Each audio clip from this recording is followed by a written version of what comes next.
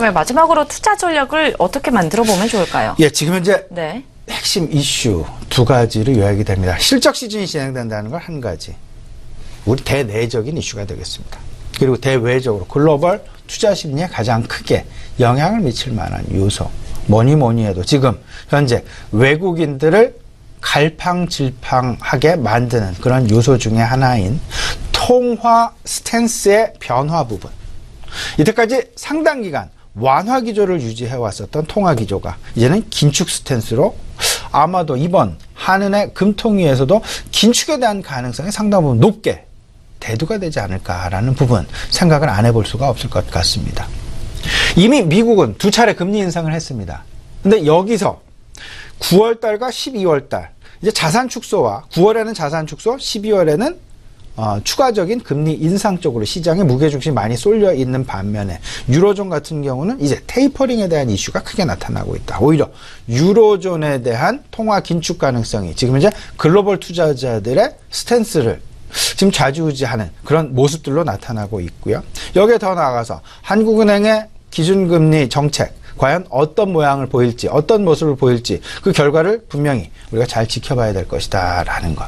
이에 따라서 시장 내에 확실하게 변하고 있는 부분이 있습니다. 실적 시즌이 진행되고 있는 와중에 결국은 한 가지를 말씀을 드려본다면 실적 시즌 중에 앞서서 말씀을 드렸던 실적 시즌 중에 확실한 실적을 보여주고 있는 그런 업종군에 대한 슬림화가 나타나고 있고 그리고 주변 환경 중에서 가장 핵심 이슈인 통화 기조의 변화에 따른 가장 수혜가 큰 업종군이 무엇일까에 대한 관심.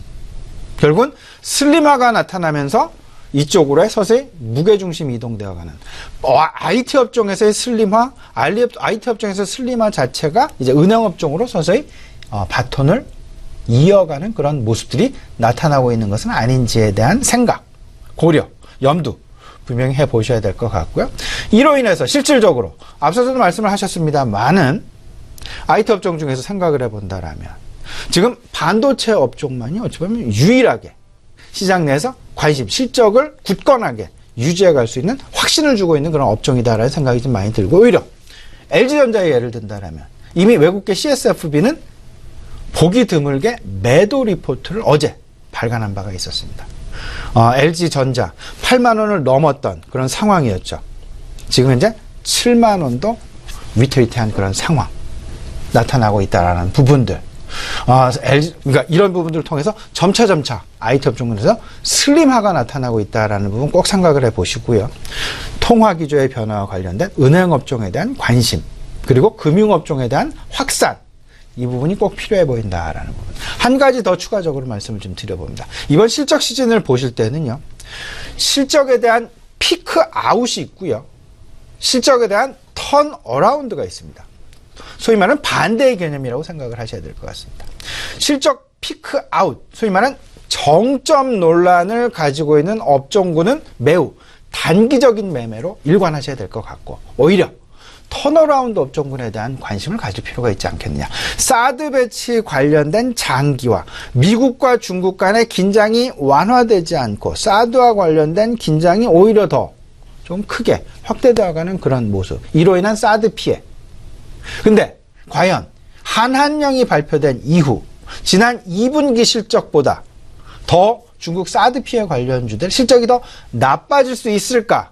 거의 실적 바닥이라는 가능성, 그 무게중심, 그 부분, 그 가능성이 높지 않겠느냐는 부분 생각을 해보시면서 뭐 서두르지 않으셔도 될 것 같습니다. 턴어라운드 기업들은요. 하지만 서서히 분할 매수 관점에서 사드 피해 관련주에 대한 저점, 턴어라운드에 대한 기대감 가져보시면서 피크아웃 기업군들과 턴어라운드 기업군들 한번 이번 2분기 실적 시즌을 전후해서 포트폴리오 비중 조절 한번 해보시는 것이 어떨까 생각이 됩니다.